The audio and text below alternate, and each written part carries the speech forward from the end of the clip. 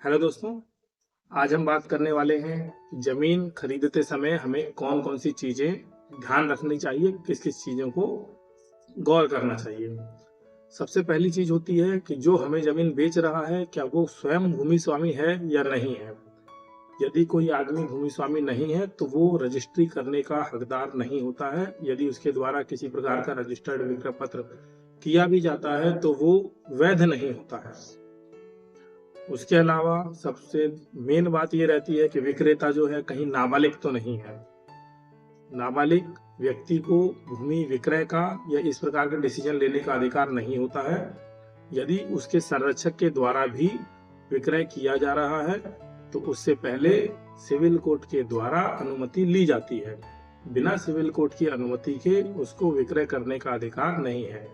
इसका कारण यह होता है कि जो नाबालिग व्यक्ति होता है वो अपने हित उतनी अच्छी तरीके से नहीं समझ सकता जितना एक बालिग व्यक्ति समझ सकता है। इसके अलावा जो बातें होती हैं, जो बेचने वाला है वो किस प्रकार की जमीन बेच रहा है, उसके स्वयं के निजी अधिपत्य की और अकेले की है या वो शामिल की है। यदि शामिल की जमीन है तो आपको यह ध्यान रखना चाहिए कि उसका मौके पे कब्जा है या नहीं है।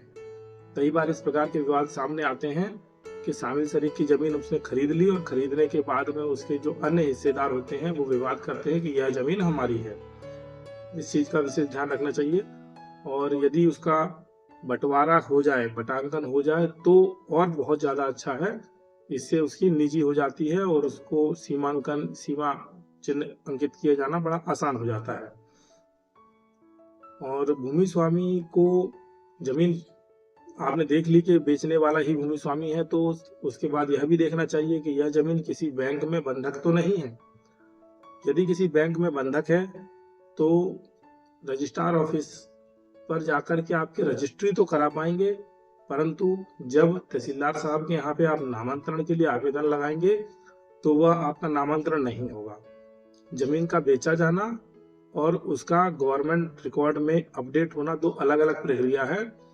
जो रजिस्ट्रार कार्यालय होता है वो कमर्शियल टैक्स डिपार्टमेंट के अंदर आता है। वह केवल रजिस्ट्री करता है और स्टाम्प ड्यूटी कितनी लग रही है उस चीज की समीक्षा करता है कि कहीं यह गलत स्टाम्प ड्यूटी तो नहीं लग रही, कम तो नहीं दे रहा है। और जमीन से संबंधित रिकॉर्ड रखने का काम राजस्व विभाग का होता है।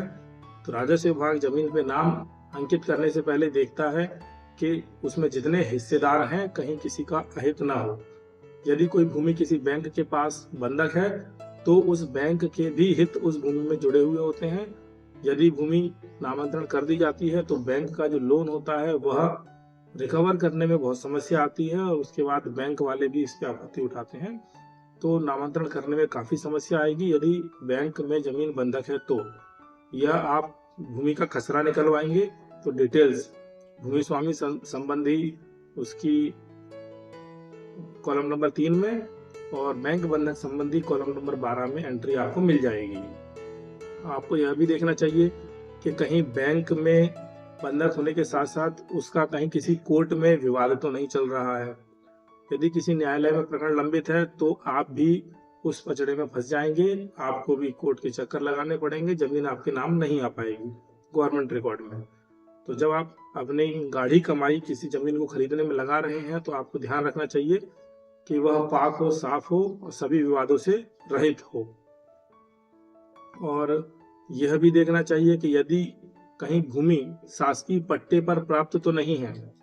यदि गवर्नमेंट के द्वारा पट्टे पर प्राप्त भूमि है तो जो भूमि स्वामी है जिसका नाम साथ में चला आ रहा है वह केवल कृषि भूमि, कृषि उपयोग के लिए पात्रता रखता है, वह उसको बेचने के लिए पात्रता नहीं रखता है।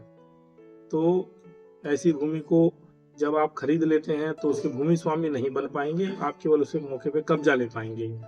यह काफी विवाद की स्थिति बनेगी।